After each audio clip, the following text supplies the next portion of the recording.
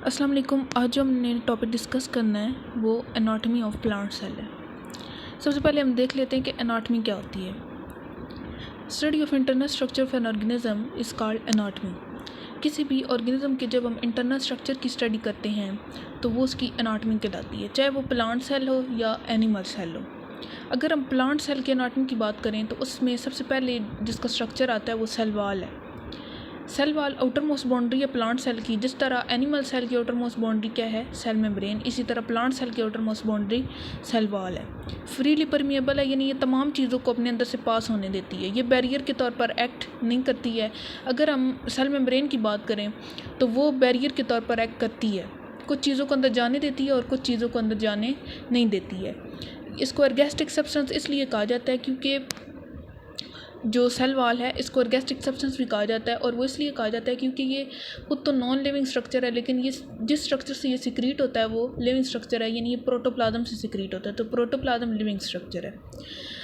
Next इसके structure की बात कर लेते हैं। स्ट्रक्चर ऑफ सेल वॉल ये 3 लेयर्स पर मुश्तमिल होती है, प्राइमरी वॉल, मिडल लैमेला और सेकेंडरी वॉल। सबसे पहले मिडल लैमेला को देखते हैं। It is the first layer between dividing cell. Chemically, it contains pectic compound which act as cement between adjacent cells. These can join adjacent cells. ये first layer है dividing cell के दरमियान।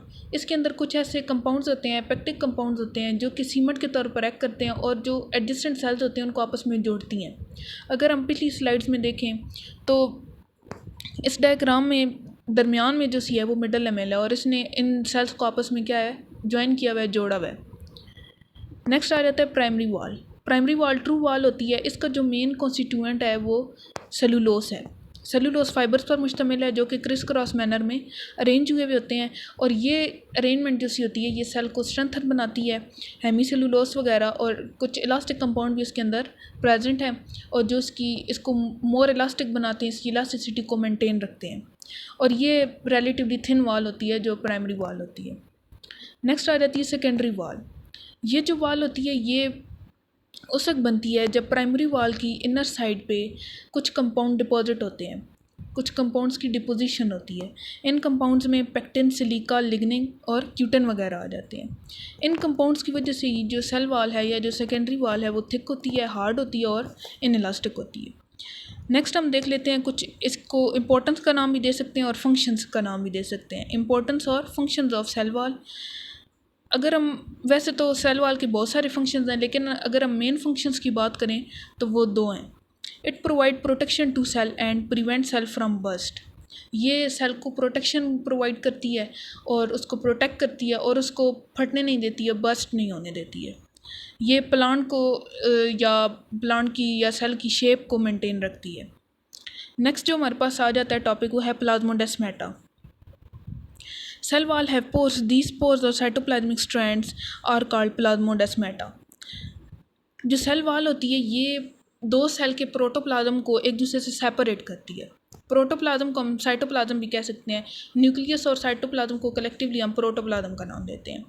तो जो cell wall होती है ये 2 जो सेल होते हैं उनके प्रोटोप्लाज्म को सेपरेट करती है, लेकिन कभी कभी ये सेपरेशन प्रॉपर वे में नहीं होती, जिसकी वजह से सेल वॉल के अंदर कुछ पोर्स रह जाते हैं, कुछ साइटोप्लाज्मिक स्ट्रैंड्स बन जाती हैं, और इनको हम प्लाज्मोडेस्माटा कहते हैं। जब पोर्स बनते हैं तो इनके थ्रू मटेरियल की ट्रांसपोर्ट होती है एक सेल से दूसरे सेल तक। इस डायग्राम में आप लोग देख सकते हैं कि सेंटर में प्लाज्मोडेस्माटा है, यानी पोर बना हुआ है, और ये एक सेल का प्रोटोप्लाज्म है और दूसरी साइड पे दूसरे सेल का प्रोटोप्लाज्म है। तो ये सेंटर में सेल वॉल है, सेल वॉल के अंदर पोर बना हुआ है। तो ये प्लाज्मोडेस्माटा किसके अंदर है, प्लांट सेल के अंदर है। नेक्स्ट आ जाता है पिट्स।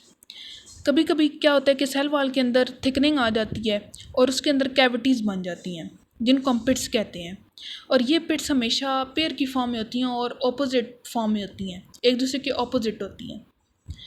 अब अगर एक यानी सेल वॉल के अंदर अगर थिकनिंग आ गई है, पिट्स बन गई हैं, तो इन पिट्स को सेपरेट भी पिट मेम्ब्रेन करती है। पिट मेम्ब्रेन मिडल लैमेला का ये पोर्शन होता है जो इनको आपस में सेपरेट करता है, इनको आपस में जुड़ने नहीं देता। यानी 2 पिट्स अगर एक पिट अगर पेयर की फॉर्म में है, यानी 2 पिट्स हैं, तो उनको सेपरेट पिट मेम्ब्रेन करती है, और वो मिडल लैमेला का एक पोर्शन है, यानी जो अनथिकन्ड पोर्शन होगा उसको हम क्या कहेंगे, पिट मेम्ब्रेन। नेक्स्ट आ जाता है टाइप्स ऑफ पिट्स।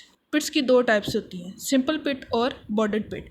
सिंपल पिट में क्या होता है कि जो पिट का डायमीटर होता है वो यूनिफॉर्म होता है, जबकि बॉर्डर्ड पिट में क्या होता है कि जो पिट मेम्ब्रेन यानी जो भी मैंने पीछे बताया है कि जो अनथिकन्ड पोर्शन होता है, जो थिक नहीं है, जो पिट की फॉर्म में नहीं है, वो उसको हम पिट मेम्ब्रेन कहते हैं, और वो मेटल अमेला से ही बना होता है। तो ये इसमें क्या होता है कि जो पिट मेम्ब्रेन होती है वो स्वेल हो जाती है और थिक होके एक स्ट्रक्चर, सेंटर में एक स्ट्रक्चर बना देती है, सिविलियन सा स्ट्रक्चर, जिसको हम टॉरस कहते हैं। तो इस डायग्राम में अगर हम देखें तो सबसे पहले जो ए डायग्राम है इसके अंदर इसको सिंपल पिट का नाम देते हैं। सेकंड पे जो सी है वो बॉर्डर्ड पिट है, दरमियान में पिट मेम्ब्रेन जो सिविलियन है इसको टॉरस का नाम दे देंगे। और थर्ड पे जो डायग्राम है इसको हाफ बॉर्डर्ड पिट भी कहते हैं, यानी एक साइड पे अगर हम देखें तो सिंपल पिट है और एक साइड पे बॉर्डर्ड पिट है, तो इसको हम हाफ बॉर्डर्ड पिट कहते हैं। तो ये बात थी सेल वॉल की। नेक्स्ट में हम टिश्यूज़ के बारे में डिस्कस करेंगे। तब तक के लिए अल्लाह हाफ़िज़।